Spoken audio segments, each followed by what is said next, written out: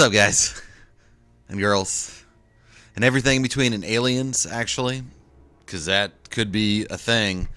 But I want to talk about one of my favorite games of all time, actually, one of my newer favorite games, and that is Resident Evil Revelations 2. And I'm not even talking about the story mode, because the story mode's excellent in this game, but I'm not even going to talk about that because we're not really going to play that, and this is not going to be me making a case for the story of this game, because this is an offshoot of the mainline Resident Evil game series, which, if you guys don't know, I'm a huge fan of Capcom, and especially Resident Evil. I love Resident Evil. It's one of my favorite things they make. No, I don't want to get online with this. Are you sure you want to quit? I am so sure I want to quit. But no, I want to talk about the raid mode in this game. Raid mode in Resident Evil Revelations 2 is so good. It's still good right now. And you know what's really cool about it, and I normally could have an example of this, but I'm using my opportunity of being home alone to make this video, which is when I like to make my gaming videos, because I just get on the mic and cheese it about a game. Anyways, this is Resident Evil Revelations 2 raid mode, and I'm just playing the offline mode. You could get online and play online with your friends in this game, and it's really cool. And there's all these different modes. Like, you can go into the matchmaking menu and find people to play with. But I like the aesthetic, and you're just kind of like this wireframe thing, and you go over to this statue here and you customize. You pick your favorite characters. You know, I love Claire. Claire is one of my favorites. As you can see, I've leveled her up a lot. And you unlock other characters as well. And I have this game across multiple platforms, but this is the Switch version, because I love playing games on Nintendo Switch. I'm using this little Zelda controller to play it right now to make my video. But yeah, I'll just play as Claire just to kind of show you guys an example. And there's all these different like attributes that you can unlock. There's these different grenades. There's different gestures, different weapons. You can change your costumes. I don't really care about any of that kind of stuff, honestly, usually. So I just play as the factory, character. I don't want to be the cowgirl stripper. That's kind of weird. That's not really my vibe. But anyways, and you can also level up all your guns and stuff, which is really cool. There's this workstation, weapon upgrading station right here. But the real meat and potatoes is going in and doing these missions and unlocking all these different missions. And as you can see, I've got all these different ones. And usually, me and my wife, Candy, we play this game. We play the crap out of this game. Or me and my friend, Josh McGee, we play the crap out of this game too. And I've probably sunk, honestly, me and Candy alone have probably sunk 40 hours easily into this game. And there's other missions that you can unlock. There's different mission types. I'll just show you like the first one, because I don't really want to spoil it, because you'd be surprised how much the variations can be in this game. There's a lot of variation, and there's a lot of different missions too. You unlock all these different ones, these different difficulties, these different tiers. We're gonna go to the very first one just to show you what the first one is. And it doesn't really level scale very well, so I'll probably just rip through this level, but I just kind of want you to see the graphics and the game. And again, this is a two-player game. You can play it split screen, couch co-op, which is really one of my favorite ways to play a game still to this day, or you can play it online with your friends. And that's pretty cool. And it'll even matchmake for you if you don't have any friends, which sometimes I don't have any friends at like 2 a.m. on the West Coast, because most of my friends are on the East Coast. And I don't really play online with anybody anyways. But I'm just saying you can play. When I play, it's usually when I have friends that come over and we play couch co-op. Load times are not amazing.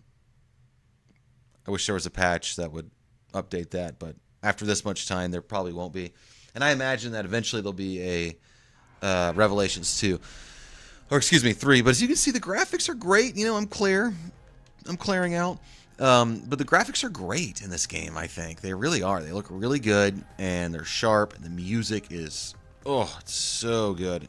I may have actually turned the music off, because I think if I don't turn the music off, I think I'll get, like, copyright struck, which is really unfortunate, because you'll have to just kind of trust me that the music's really good. Yeah, the game does have motion aim, but this controller does not support that. Then you have your different grenades, right? You can hold down the L1 button to do your different grenades. You hold down L2 to kind of go into this aim mode, because if not, you'll just do your melee attack with your knife, which is still, good. Another thing that's really cool about this version of Resident Evil is you can hold down B to run. And that's, you know, I think that's in most of the newer ones, but at least this has that. Oh, the little things that we're thankful for.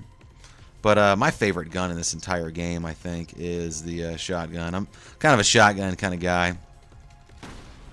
And just to clear through these guys with a shotgun is pretty satisfying. But as you can see, you know, going through these different stages, and they get really difficult sometimes with the level of enemies. These enemies are all like super low level. This was kind of like silly for me to show you this. This is me just like mopping the floors with the like most low tier enemies this game has to offer. But don't fool yourself. This very much is a real Resident Evil game. There is a story mode in this game.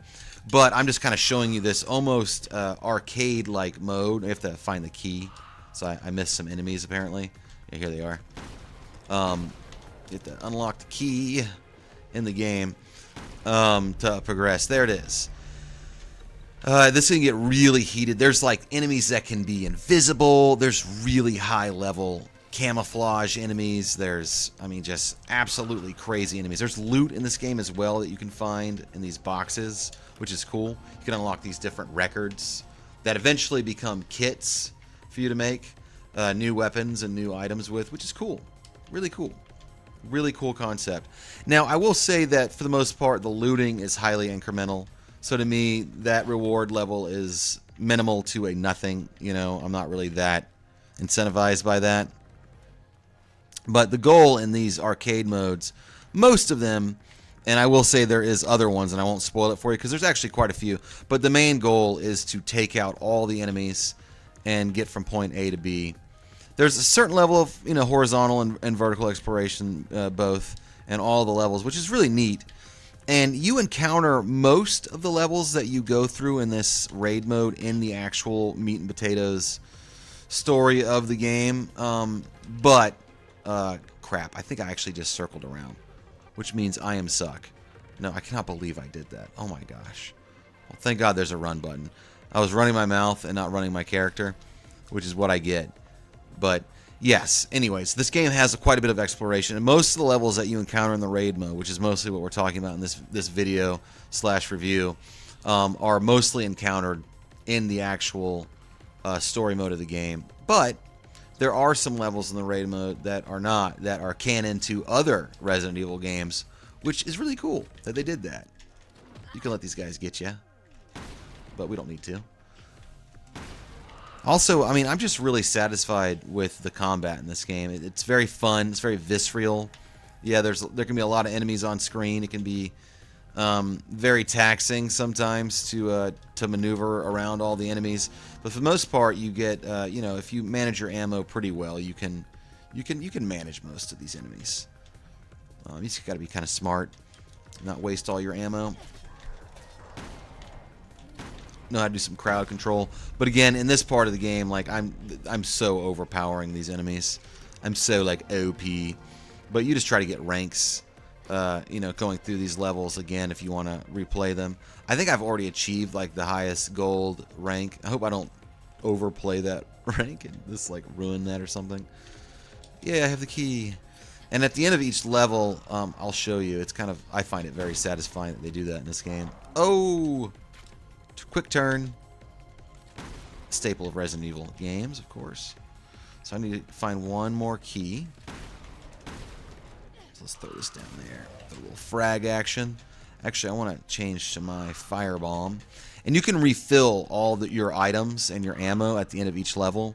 There's an option that you go through and or you go to in that kind of like pre-level stage I showed you, where you can refill all of your ammo. And of course your, you know, throwing weapons like these, which they hate. They hate that. I love it though, personally. Honestly. Let's just do it. Oh man, these guys really went for it. But they die. They just spawn in the middle of the level. That is a thing that happens in this game. It's kind of disconcerting. But there are come on. Die. There are characters that will just like literally spawn in the middle of the level, like right on top of you, and that kind of sucks. But whatever. I mean, this is supposed to kind of have that arcade. It almost has like that House of the Dead vibe, but you can actually control your movement, which I find really fun. I mean, come on. This game is a blast. Especially with a friend, and the music gets you really hyped. But I don't want to get this video copywritten, which would suck. But look, at the end of the level, look what you get. You get a coin. Yay! And there's nothing more rewarding at the end of a video game than a big shiny coin. Yeah, that's real. So they're not even trying to make this not like an arcade experience. So you just karate kick a coin and boom, mission cleared. And that, my friends, is Resident Evil Revelations 2 Raid Mode. As you can see, it's a pretty fun game. It's split screen couch co-op, and it's very inexpensive. It's usually on sale. I think when I bought this game for us to play, it was like $6.99 on the digital marketplace. And you can buy it on Steam, you can buy it on PlayStation, you can buy it on Xbox, you can buy it anywhere. It's literally on everything. Resident Evil Revelations 2 Raid Mode. Play it. I give this game a thumbs up. If I was going to rank this game like a rating, I'd probably say 8 out of 10. I'd give it an 8 out of 10. Yeah, for sure. So thanks for watching this video. Until next time, bye.